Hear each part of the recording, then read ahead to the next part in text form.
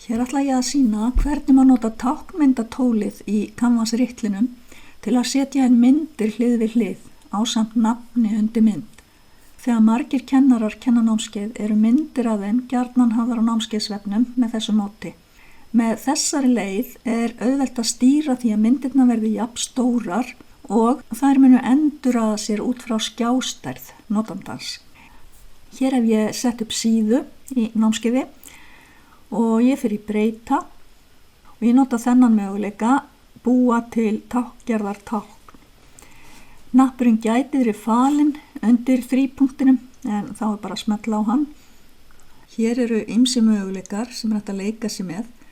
Ég ætla að byrja á að setja inn myndina, það er svona skýrara þegar maður er að sýna og það þarf að fara hér allra neðst, bæta við mynd og hlið upp mynd.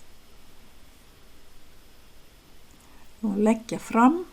Hér sést að myndin fyllir ekki alveg út í plássið, svo ég nota plústáknið til að þysja inn, svo myndin fyllir alveg út í plássið sem hún hefur. Þannig get ég stýrt því að allar myndirnar birtist jafn stórar. Hér er myndin komin inn og ég fer hér efst og gef myndinni heiti og ég ætla bara að afrita heitið og líma hér inn í annan texta. Þetta er svo kallaður alternative text sem þarf að vera með myndum vegna þeirra sem nota skjálesara. Hér er lögun myndarinnar valin.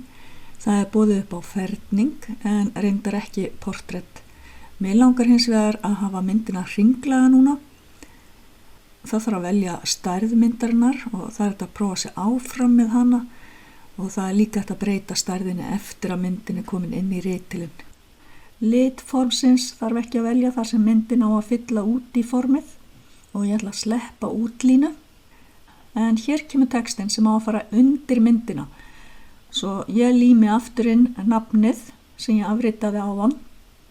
Ég vil láta textastærðina halda sér, vera litla og lit textans svartan og staðsetning textans undir myndinni.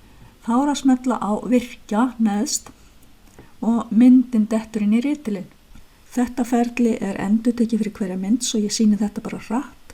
Það kemur sjálfkrafa svolítið bil á milli myndana og hentar ekki að bæta við auka bilum.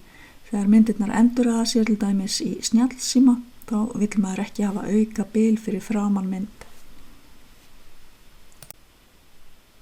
Hér eru myndirnar allar komnar inn og það er hægt að breyta röðin á þeim með því að draga þær til og líka mögulegt að minnka þær og stækka eitthvað aðeins ef upplausnin leyfir.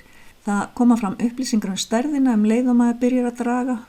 Til að breyta mynd er smellt á hana og farið í breyta tákni, til dæmis til að laga einsláttavillu í nafni eða til að skipta út mynd. En myndin vistast þá í raun sem ný mynd og þess vegna gott að muna eftir að gefa henni heiti hér efst. Það er auðvitað líka einfalt að láta hverja mynd vera tengil, til dæmis yfir á vef kennara, síðu í Canvas með nánari upplýsingum kennaran eða á síðu kennara á háskólavefnum. Nú vista ég síðuna. Hér sést hvernig myndirnar enduraða sér með við plássið á skjánum. Myndirnar vistast í skráasafni námskeiðsins sem SVG eða Scalable Vector Graphics í möppu sem verður sjálfur til og heitir tákngerðar tákn. En þetta er komið í bili. Takk fyrir.